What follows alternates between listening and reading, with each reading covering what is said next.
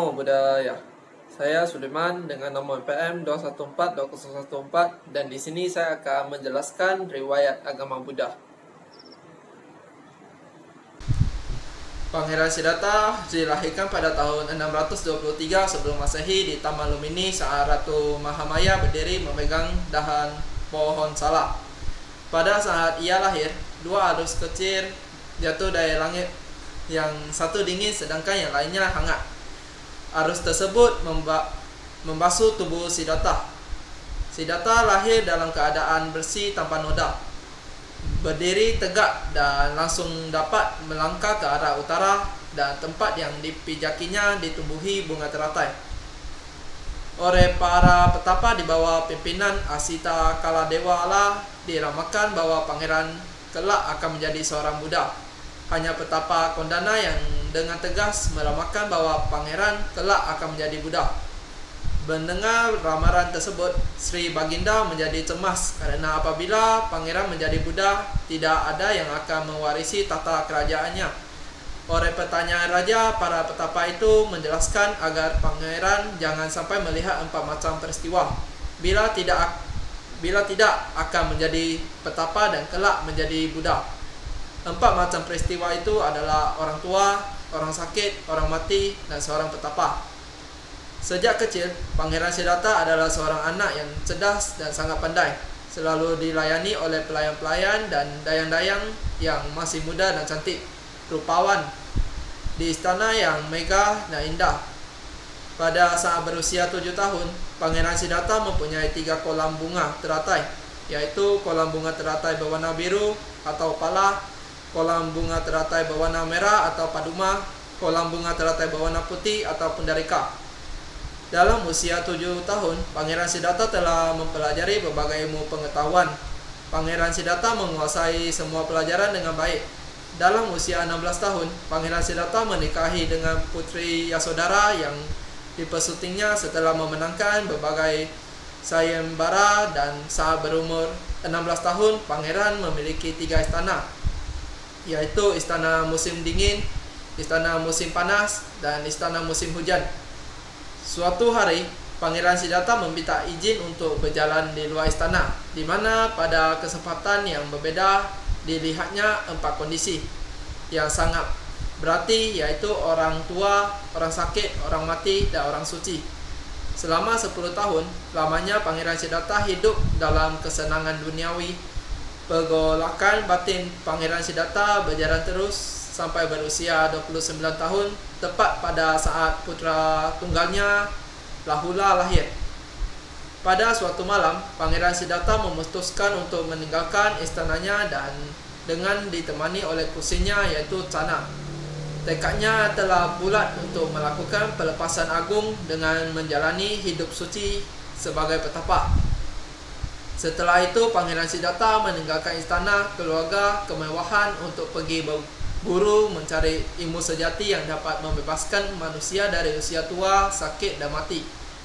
Petapa Siddhartha berguru kepada Arara Kalama dan kemudian kepada Udaka Ramaputta, tetapi tidak merasa puas karena tidak memperoleh yang diharapkannya. Kemudian dia bertapa menyiksa diri dengan ditemani 5 orang petapa.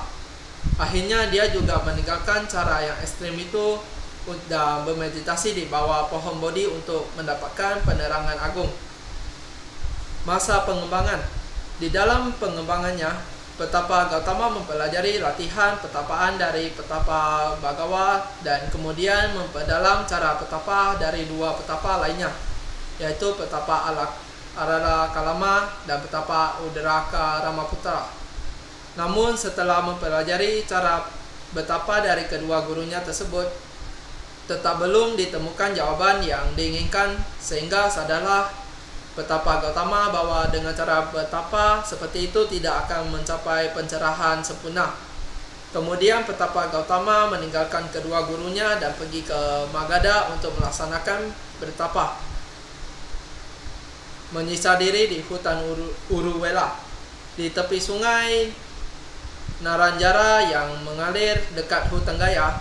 Walaupun telah melakukan betapa menyiksa diri selama 6 tahun di hutan Uluwela, Tetap petapa Gautama belum juga mendapat memahami hakikat dari tujuan dari hasil petapaan yang dilakukan tersebut.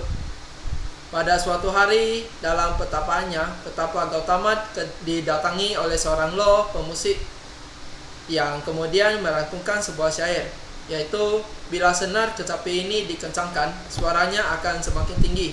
Kalau terlalu dikencangkan, putuslah senar kecapi ini, dan lenyaplah suara kecapi itu. Bila senar kecapi ini dikendorkan, suaranya akan semakin merendah. Kalau terlalu dikendorkan, maka lenyaplah suara kecapi itu.